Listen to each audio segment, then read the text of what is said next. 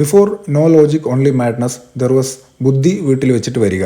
ഒരു 10-14 വർഷങ്ങൾക്ക് മുൻപ് ഒരു സിനിമ ഇറങ്ങുന്നതിന് മുന്നോടിയായി അതിന്റെ അണിയറ പ്രവർത്തകർ, അതായത് സംവിധായകരും ഒപ്പം താരങ്ങളും ടെലിവിഷൻ ഇന്റർവ്യൂവിൽ വന്നിരുന്നു പറയുന്നുണ്ട്, നിങ്ങൾ ബുദ്ധി വീട്ടിൽ വെച്ചിട്ട് വേണം ഈ സിനിമയ്ക്ക് വരാൻ, കാരണം ഒരു തരത്തിലും നിങ്ങൾക്ക് ഇതിൽ ലോജിക്ക് കണ്ടെത്താൻ കഴിയില്ല എന്ന്. അങ്ങനെ പടം കണ്ടു നോക്കുമ്പോൾ സംഗതി ശരിയാണ്. ജയിലിനകത്ത് കിടക്കുന്ന ഒരാൾ രക്ഷപ്പെടാൻ വേണ്ടി കമ്പി അഴിച്ച് പുറത്തേക്ക് വന്ന് താക്കോലെടുത്ത് വീണ്ടും ആ ജയിലിനകത്ത് കയറിയിരുന്ന് ആ താക്കോൽ ഉപയോഗിച്ച് പൂട്ട് തുറക്കാൻ ശ്രമിക്കുന്നത്, വിമാനം പറത്ത് യാതൊരു പരിചയവുമില്ലാത്ത ഒരു സാധാരണക്കാരനെ കൊണ്ടത് ചെയ്യിക്കുന്നത്, ഇങ്ങനെ അവരെന്താണോ ആദ്യമേ നമ്മളെ വാൺ ചെയ്തത് അതിന് പറ്റിയ സംഗതികളൊക്കെ തന്നെയാണ് ഈ സിനിമയിൽ ഉള്ളത്. പക്ഷെ ഇങ്ങനെയുള്ള സീനുകളൊക്കെ ഉണ്ടെങ്കിലും ഈ സിനിമ പോയിന്റ് എയിൽ നിന്ന് പോയിന്റ് സെഡിലേക്ക് സഞ്ചരിക്കുന്ന കൃത്യമായ ഒരു കഥയുള്ള സിനിമയാണ്. നായകന്മാരാര്, അവരുടെ സ്വഭാവം എങ്ങനെയാണ്, അവരുടെ ഉദ്ദേശം എന്താണ്, ഇതൊക്കെ കൃത്യമായി കാണിക്കുന്നുമുണ്ട്. ഒടുക്കം അവർ കൃത്യമായി അവിടെ എത്തിച്ചേരുന്നുമുണ്ട്. ആൻഡ് ഇതിന് ഇടക്ക് വരുന്നതൊക്കെയും കിടിലൻ കോമഡികളും, അഥവാ അങ്ങോളം ഇങ്ങോളം വൺ ലൈനേഴ്സും കൗണ്ടറും കൊണ്ട് നിറഞ്ഞു നിൽക്കുന്ന ഒരു സിനിമ. പിന്നെ ഇങ്ങനെയുള്ള സിനിമകളിൽ, അതായത് ഇന്ദ്രജിത്ത് കൂടി ഭാഗമായ മൂവർ സംഘം നായകന്മാരായി വരുന്ന സിനിമകളിൽ ഇതിന് മറ്റൊരു എക്സാമ്പിൾ ഹാപ്പി ഹസ്ബൻഡ്സ് ആണ്. അപ്പോൾ ഇങ്ങനെയുള്ള സിനിമകളിൽ എന്റെ കണ്ണിൽ എപ്പോഴും സ്കോർ ചെയ്യുന്നത് ഇന്ദ്രജിത്ത് ആയിരിക്കും. പുള്ളി ഭയങ്കര റിലാക്സ്ഡ് ആയിട്ട് എഫേർട്ട്ലെസ് ആയിട്ട് കോമഡി കാണിച്ചങ്ങ് പോകും. കാര്യം ഇന്ദ്രജിത്തിന്റെ പേര് പറയുമ്പോൾ നമ്മൾ മീശ മാധവനിലെ വില്ലന്റെയും മിഴിരണ്ടിലും എന്ന സിനിമയിൽ ആ പാവൻ ഡോക്ടറുടെയും നായകൻ എന്ന സിനിമയിൽ ആ ഒരു ഹെവി വെയിറ്റ് കഥാപാത്രത്തിന്റെ മുഖമൊക്കെ ആയിരിക്കും മനസ്സിൽ വരുന്നതെങ്കിലും കോമഡിയിലും പുള്ളി പുലിയായിരുന്നു.